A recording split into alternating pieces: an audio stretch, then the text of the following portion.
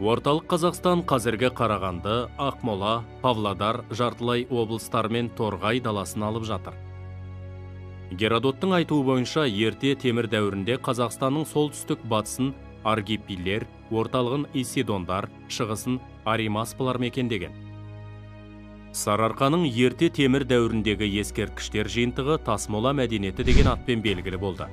Алғашқы ескерткіштер Павлодар облысы Екібастұз ауданындағы Тасмола өңірінен табылған.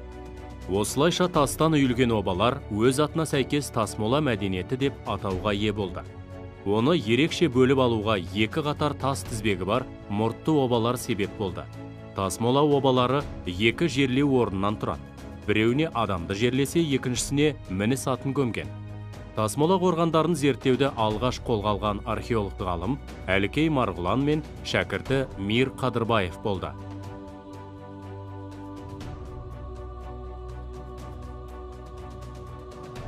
Әлікей Хақанұлы Марғұлан 1904-1985 жылдар Павлодар облысына қарасты Баянауыл елді мекенінде дүниеге келген. Әлікей Марғұлан әдебиет танушы, өнер танушы, шығыс танушы, ұлттық археология мектебінің негізін қалаушы.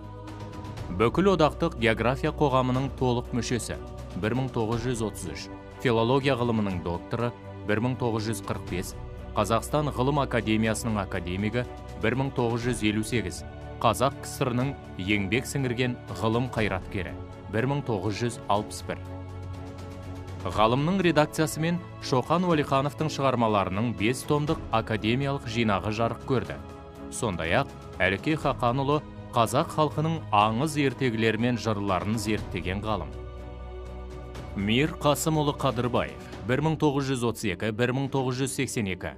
Ақмолада дүниеге келген көрнекті археолог ғалым, қола дәуірі ерте көшпелілер, орта ғасырлар, қазақтың отырықшылық мәдениеті бойынша сан салалы еңбектердің авторы.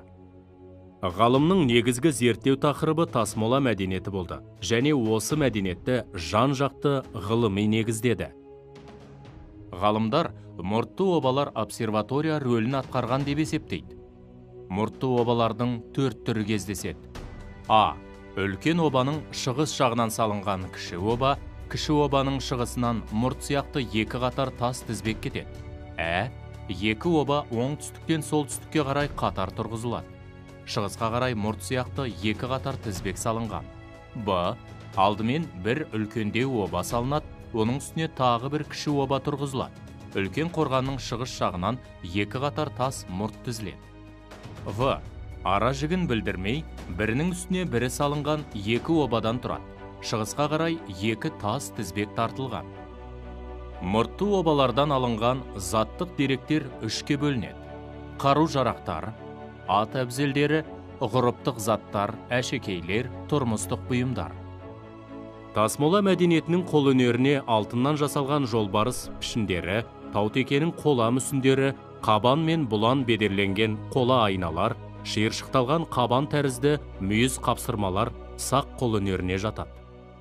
Аңдық нақышта дайындалған көп тұлғалы композициялардың бірі мүйіз қапсырмадағы көрініс алыстағы Туваның Алдыбел ескерткіштеріне ұқсас.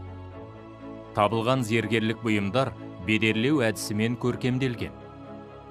Зерттеушілердің көпшілігі мұртты обалар жаратушы мен ата-баба рухына табыну орны болған деп есептейді.